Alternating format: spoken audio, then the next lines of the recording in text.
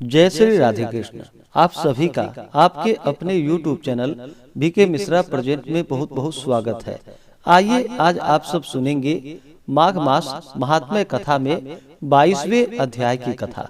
अब तक आपने पिछले अध्यायों का कथा श्रवण नहीं किया हो तो चैनल पे वीडियो अपलोड है या माघ मास कथा के नाम से प्लेलिस्ट बनाया गया है, आप वहां से पिछले अध्यायों का कथा श्रवण कर सकते हैं। तो बोलिए प्रेम से भगवान विष्णु की जय, माता लक्ष्मी की जय, भगवान श्री कृष्ण की जय, सर्वदेवी देवता की जय। वशिष्ठ जी बोले, ऐसा कहकर भगवान जनार्दन वहीं पर अंतर ध्यान हो गए। उस समय से देवदूती भगवान जनार्दन के ध्यान में लीन हो गए।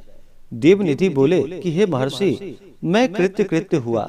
गंगा जी में स्नान करने से पवित्रता की नाई विष्णु भगवान की इस कथा से मैं आज पवित्र हुआ हूँ।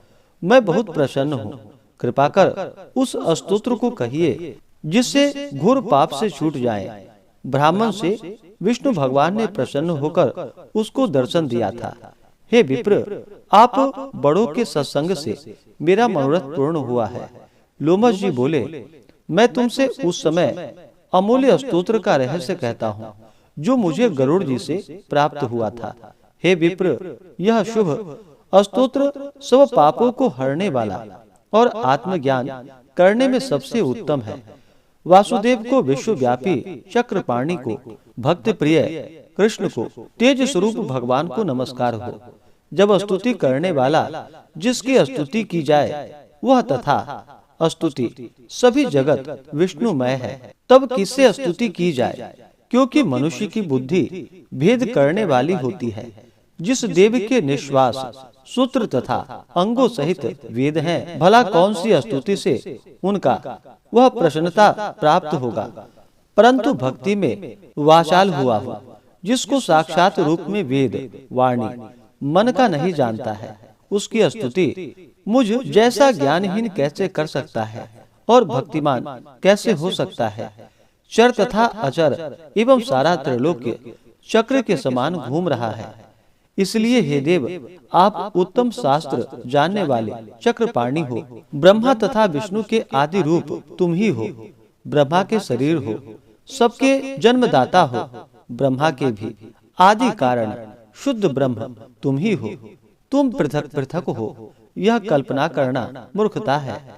शरीर तथा जीव का भेद जब शरीरधारी को छूते हैं तब उसे ज्ञान होता है। आपको काल दोष छू नहीं सकता।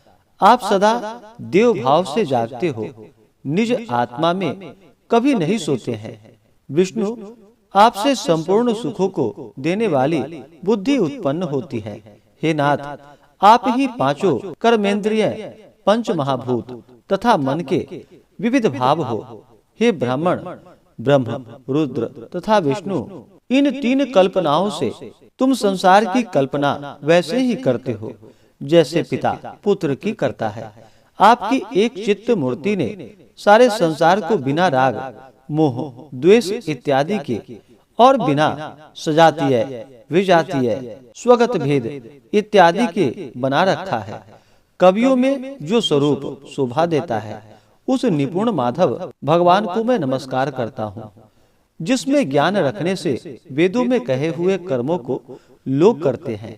इच्छा न होने पर संसार से परम प्रिय उस पवित्र ब्रह्म को मैं नमस्कार करता हूँ। मैं उस सतरूप हरि भगवान को नमस्कार करता हूँ, जिनको योगी लोग सब प्राणियों में आत्मा रूप में, अपरात्मा के रूप में तथा सबके आत्म रूप में उपासना करते हैं। जिसको अद्वैत ब्राह्मण लोग मैं ब्रह्म हूँ ऐसा कहते हुए गाते और यज्ञ करते हैं और अपने को आपके समान देखते हैं, उस माधव भगवान को मैं नमस्कार करता हूँ। मैं उस चित्त रूपी आत्मा को नमस्कार करता हूँ जो मनुष्य के माया तथा मोह से पैदा हुए विचित्र आभास, घमंड तथा ममता को जानकर भी खो देते हैं। संसार में मनुष्य के मोह रूपी वायु से सदा भवकने वाली ज्वाला आपके चरण कमल की छाया पड़ते ही शांत हो जाती है। जिसके स्मरण मात्र से मोह, बुरी गति, रोग तथा दुख कुछ भी नहीं होता, मैं उस अनंत एवं अविनाशी रूप को नमस्कार करता हूँ, जिसके मिल जाने पर प्रजा और किसी दूसरे की इच्छा नहीं करती, जिसको जानकर अद्वैतवादी मनुष्य आत्मा की समान देखते हैं। यदि विष्णु शब्द का अर्थ और इसके विषय का ज्ञान एक ही होता है, तो इस सत्य से, हे माधव, मैं संसार की माया में न फंसकर तेरे ही ध्यान में लीन रहूं। यदि वेदांत दर्शन की बराबरी से नारायण भगवान सारे संसार में व्याप्त हैं, तो इसी सत्य से मेरा विष्णु भगवान में बाधा रहित मुक्ति हो। जो बीज नहीं है, अर्थात किसी वस्तु का कारण नहीं है, तो भी बिना बीज के अर्थात हेतु के स्वयं विद्यमान है। जो बीजों के बीज से युक्त है, वह भगवान विष्णु ज्ञान रूपी खड़ग से संसार रूपी बीज को टुकड़े टुकड़े कर दे, जो संसार की सृष्टि, स्थिति तथा लय के लिए ब्रह्मा, विष्णु, महेश के तीनों रूप धारण करते हैं और इन कार्यों में सत्व, रज, तम इन तीनों गुणों से विद्यमान रहते हैं। वह भगवान मुझ पर प्रसन्न हो तथा वह भगवान जो सब देवताओं की प्रार्थना करने पर 10 बार देह धारण करते हैं, अर्थात 10 अवतार लेते हैं, वह भगवान मुझ पर प्रसन्न हो। ब्रह्मादि से स्तंभ पर्यंत प्राणियों के हृदय स्वरूपी मंदिर में जो एक निर्मल देव निवास करते हैं, वह भगवान मुझ पर प्रसन्न हो। सृष्टि के पहले जिस देव ने पहले देखा, जो एक से अनेक हुआ, तथा जिसने सृष्टि करके देवताओं में प्रवेश किया, वे ही भगवान मुझ पर प्रसन्न हो। हृदय रूपी आकाश में अंतर्यामी होने के कारण वर्तमान तथा आकाश के समान सब जगह रहने वाला एवं आकाश के भी आदि अर्थात उत्पन्न करने वाले, इंद्रियों से अलग इंद्रियों की क्रिया में प्रेरणा रूप कार्य करने वाले और आकाश में जाने वाले, हृदय रूपी आकाश में अंतर्यामी होकर विचरने वाले ब्रह्मा, प्रलय के अंत में आकाश इत्यादि को मिटाने वाले आकाश मूर्ति, तुम यज्ञ भोक्ता हो, जो ज्ञान रूप से जड़ता, अज्ञान को तथा रूप सुख से दुख को नाश करते हो, जिसके सद्रूप की सत्ता से संसार आकाश युक्त हुआ है। यदि अविद्या पूर्ण संसार का त्याग करते हो, वही जगन्मय आप हो। प्रभु, आपका बनाया हुआ विश्व आनंद करता है। आपसे त्यागे जाने पर मनुष्य अपवित्र हो जाता है, उसका साथ करने पर भी तुम बिना साथी के बने रहते हो। जिनको वार्चक पंचभूत के योग से पैदा हुआ चैतन्य मानते हैं, उनकी उपासना करते हैं और इसी से प्रौढ़ तर्क से आपको क्षण भंगुर बुद्धि कहते हैं। जैन लोग आपको शरीर का परिमाण मानते हैं तथा सांख्यवादी तुम्ही को प्रकृति से पर पुरुष मानकर ध्यान करते हैं। जन्म इत्यादि से रहित पूर्ण चैतन्य रूप सर्वदा आनंद लक्ष्य वाले तुमको उपनिषद तथा बड़े बड़े ब्रह्मज्ञानी चिंतन करते हैं। आकाश आदि पंच महाभूत, देह, मन, बुद्धि, इंद्रियां, विद्या, अविद्या, तुम ही सब कुछ हो। तुमसे अलग कुछ भी नहीं है। तुम ही सब प्राणियों के पैदा करने वाले हो। तुम ही मुझको अपनी शरण में रखने वाले हो। तुम ही अग्नि, हवि, इंद्र, होता, मंत्र, क्रिया, फल सभी हो। तन, धर्म, कर्म के फल को देने वाले तथा दीक्षितों के क्रिया का पूर्ण करने वाले हो। वैकुंठ में तुम्हारे सिवाय दूसरा कोई नहीं है। मैं तुम्हारी शरण में हूँ। सब प्राणियों के तुम ही हेतु हो। तुम हमको शरण देने वाले हो। जिस तरह युवतियों को तरुण में तथा तरुण की युवतियों में चित्त की प्रीति रहती है, उसी तरह मेरी भी प्रीति तुम में ही रहे। हे प्रभु, जो पापी और व्याभिचार करने वाला भी मनुष्य आपको प्रणाम करता है, उसको यम के दूत उसी तरह नहीं देखते जैसे उल्लू सूर्य को नहीं देखता। तीनों आदि वैदिक, आदि भौतिक, आध्यात्मिक दुख तथा पापों के समूह तभी तक मनुष्य को दुख देते हैं जब तक, हे नाथ, वह आपके चरण कमल की सेवा नहीं करता, जिसके गुण, जाति तथा शरीर के धर्म स्पर्श नहीं करते, जिसको गतियां स्पर्श नहीं करती, जिसको इंद्रियां अवकाशवत वशीभूत नहीं कर सकती है, जिसको मोहयुक्त मुनि लोग साक्षात्कार नहीं कर सकते हैं, उस विशिष्ट भगवान हरि को मैं नमस्कार करता हूँ। जितने ऐश्वर्य अर्थात ज्ञान रूपी सुंदर गुण हैं तथा जिन्होंने सुख स्वरूप मोक्ष रूपी लक्ष्मी का स्पर्श किया है, जो आत्म स्वरूप सुख भोगने वाला है, तथा ध्यान रूप जीवनदायी चूर्ण से जिन्होंने मृत्यु को वश में किया है, इस तरह के मुनियों से सेवित हरि भगवान को नमस्कार करता हूँ, जिसका स्वभाव जन्मादि से अलग है, जिनमें पहुंचकर काम, क्रोध इत्यादि छह उर्मी वर्ग शांत हो जाते हैं, जिसको काम आदि दोष दुख नहीं देते, उस वासुदेव को मैं हृदय से प्रणाम करता हूँ। स्थूल करण में तथा करण को विलीन करके और इसके करण को कारण में वर्जित करके, इस प्रकार मुनि लोग जिसमें प्रवेश करते हैं, उस मुनि सेवित भगवान हरि को मैं नमस्कार करता हूँ, जिसके ज्ञान की संगति से ही अविद्या का मल शुद्ध हो जाता है, जिसको ज्ञान रूपी अग्नि में पड़कर संसार दाह को प्राप्त होता है, जिसकी ज्ञान रूपी तलवार संशय रूपी शत्रु का नाश करती है, उस विषम बोध वाले दुख नाश करने वाले भगवान को मैं प्रणाम करता हूँ।